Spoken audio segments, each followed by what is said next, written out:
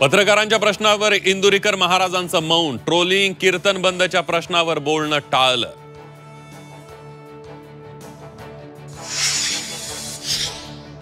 पुणे जमीन गैरव्यवहार प्रकरणात अमेडिया कंपनीवर सरकारची मेहरबानी. व्यवहार रद्द करण्यासाठी स्टॅम्प ड्युटी भरण्यास 24 नोव्हेंबरपर्यंत मुदतवाढ.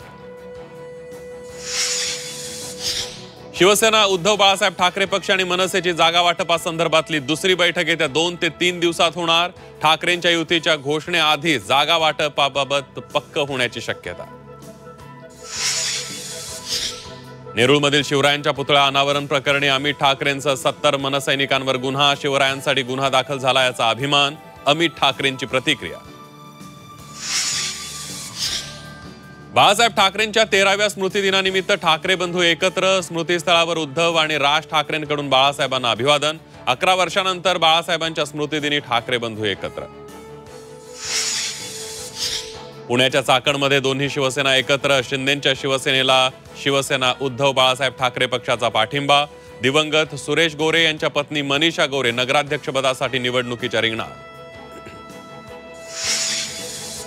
उद्धव ठाकरेंच्या विरोधानंतरही कणकवलीत एकनाथ शिंदेंच्या शिवसेनेशी घरोबा. उद्धव ठाकरेंच्या शिवसेनेच्या उमेदवाराला शिंदेंच्या शिवसेनेचा पाठिंबा.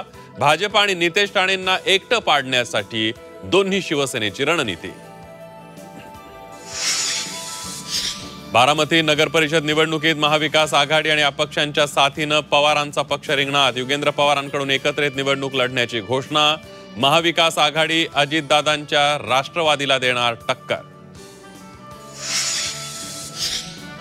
कोल्हापूरच्या कागल नगर परिषदेसाठी हसन मुश्रीफ आणि समरजित घाटगे एकत्र. मुश्रीफ गटाला नगराध्यक्षपद तर उपनगराध्यक्षपद समरजित घाटगे गटाला.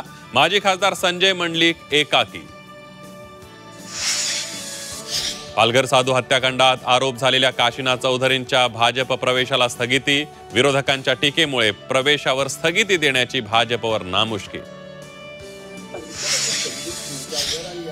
धनंजय मुंडेंनी अजित पवारांकडे चौकशीपासून दूर ठेवण्याची विनंती केल्याचा मनोज जरांगे पाटलांचा दावा. धनंजय मुंडे 8 दिवसांपासून फरार असल्याचाही केला आरोप.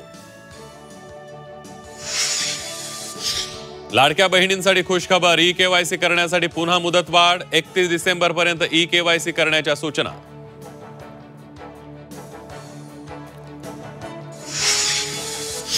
आणि बांगलादेश हिंसाचार प्रकरणी माजी पंतप्रधान शेख हसीना यांना फाशीची शिक्षा.